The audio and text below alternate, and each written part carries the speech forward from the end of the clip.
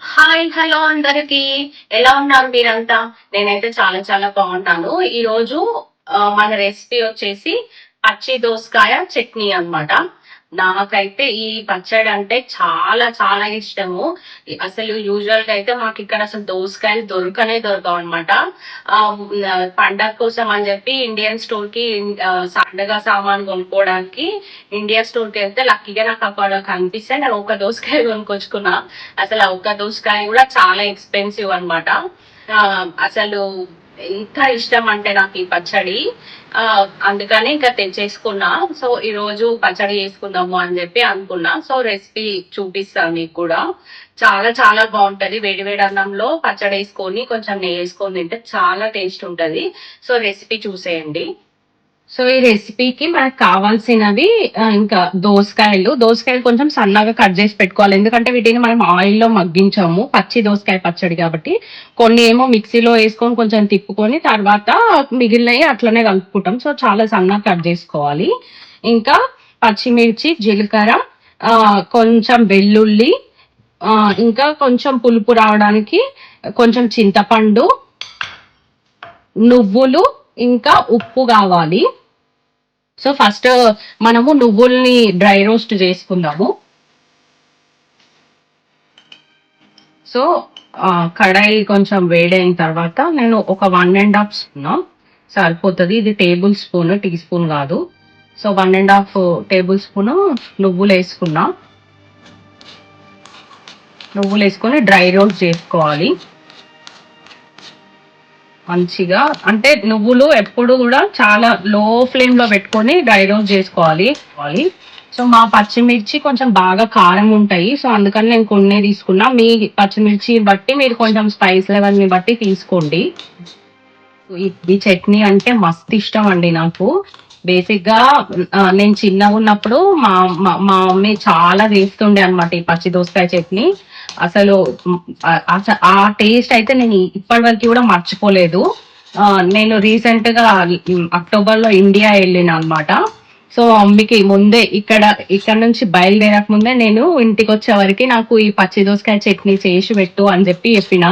So ఈ చట్నీ ఏంటంటే చేసిన రోజు కన్నా ఒక 1-2 డేస్ తర్వాత ఇంకా చాలా టేస్ట్ ఉంటది అనమాట. ఇట్లా ఊరుతది మక్కుతది అంటారు కదా, అట్లా అన్నమాట. సో నేను ఇంకా ముందే చేసి పెట్టు, నేను వచ్చేవరకు మంచిగా అవుతుంది అని చెప్పి నేను చెప్పి పెట్టి వెళ్ళగానే తిన్నా. ఎందుకంటే మాకు అసలు ఇక్కడ దోసకాయలు దొరకవు అనమాట అస్సలు.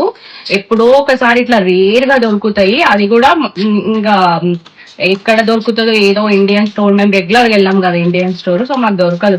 ఈ ఒక్క దోసకాయ నాకు ఆల్మోస్ట్ $6, అంటే ఇండియన్ కరెన్సీలో ఒక 350 రూపీస్ అనుకోండి.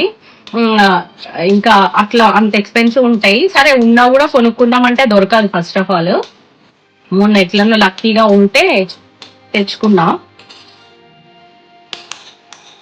ఇట్లా నువ్వులు మంచిగా వేగిపోయాయి. చాలా లో ఫ్లేమ్ లో పెట్టుకుంటే ఇట్లా మంచిగా గోల్డెన్ కలర్ వస్తుంది. ఇట్లా వేగిన తర్వాత తీసి మిక్సీ జార్ లో వేసేసుకుంటున్నా.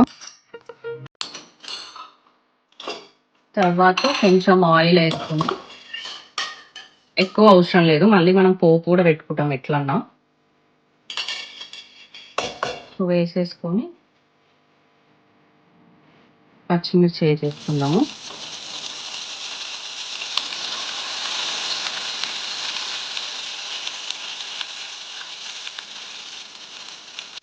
సో ఇది మంచిగా వేగినాక నేను ఈ జీలకర్ర ఇంకా ఇది కూడా గార్లిక్ కూడా కొంచెం పోపులో వేసుకుంటున్నా. సో కొంచెం ఆ పచ్చి వాసన రాకుండా ఉంటది అని చెప్పి.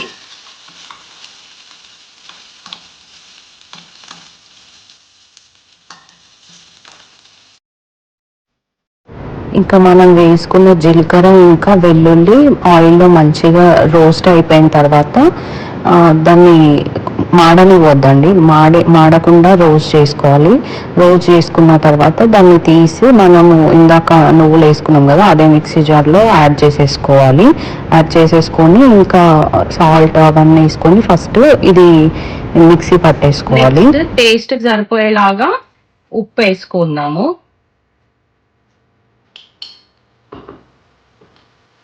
తర్వాత కొంచెం పసుపు, మళ్ళీ కొంచెం పోపులా వేసుకుంటాం కాబట్టి చాలు. ఇంకా నెక్స్ట్ నానబెట్టి పెట్టుకున్న చింతపండు యాడ్ చేసేసుకుందాము.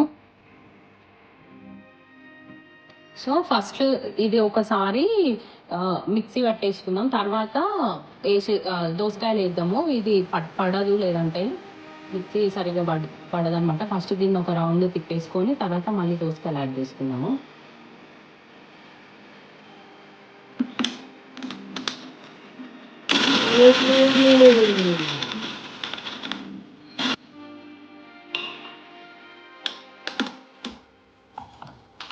సో ఫస్ట్ ఇందులో సగం దోసకాయలు వేసుకున్నాము.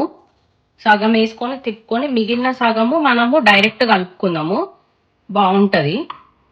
ఇది కూడా ఎక్కువ తిప్పుకోవద్దు, అంటే ఒక్క రౌండ్ ఇట్లా పల్స్ మోడ్లో ఒక్కసారి ఇట్లా తిప్పుకోవాలి, మంచిగా పడిపోతుంది అప్పటికే.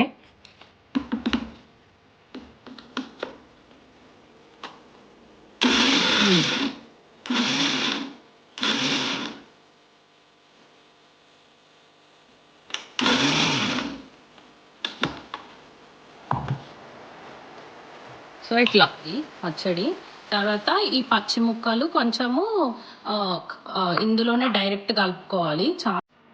ఇంకా మిక్సీ పట్టుకోవడం అయిపోయింది కదా. నెక్స్ట్ అదే కడాయిలో కొంచెం ఆయిల్ వేసుకొని పోపు పెట్టేసుకుందాము.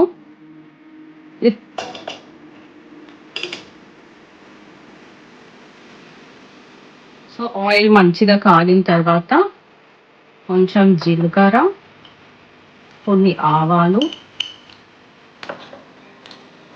వేసేసి ఇంకా కొన్ని ఒట్టిమిరపకాయలు, కొంచెం కరివేపాకు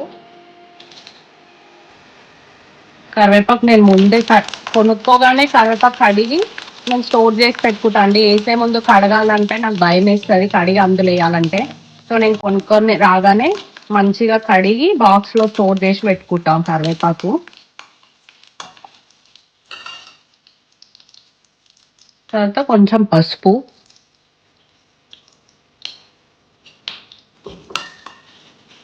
నేను ఇండియా నుండి రిటర్న్ వచ్చేటప్పుడు అసలు యాక్చువల్లీ ఫ్లైట్ లో ఏంటంటే మనకి చెక్ ఇన్ బ్యాగ్స్ లో ఫ్రూట్స్ కానీ వెజిటేబుల్స్ కానీ ఏమి అలో ఉండదు.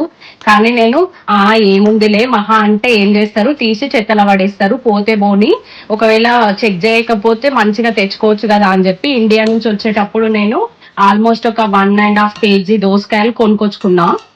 అక్కడ ఏముంది, ఒకవేళ చెక్ అయితే తీసేస్తారు, తీసే డస్ట్బిన్ వేస్తారు, ఒకవేళ అవ్వకపోతే బెటర్ కదా అని చెప్పి.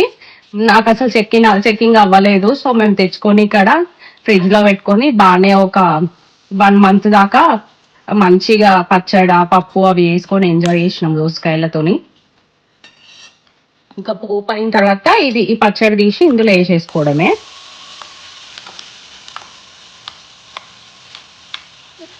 వేసుకొని మనకి రిమైనింగ్ దోసకాయలు ఉన్నాయి కదా, అవి ఇందులో కలిపేసుకుంటే కొంచెం మనకి దోసకాయ పచ్చడి తింటప్పుడు కొంచెం బాగుంటది. ఆ ముక్కలు తగలడం వల్ల అన్ని మిక్సీలో వేస్తే ఇట్లా ముషి అయిపోతాయి కదా, అందుకని.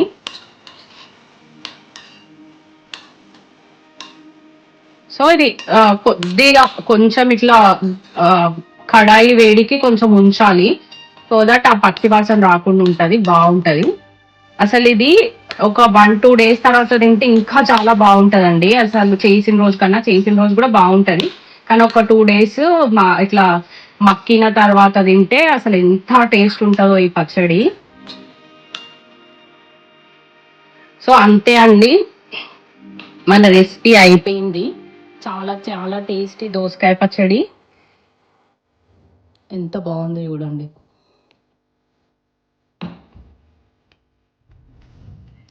అంతే అండి, టేస్టీ దోసకాయ పచ్చడి అయిపోయింది, పచ్చి దోసకాయ పచ్చడి.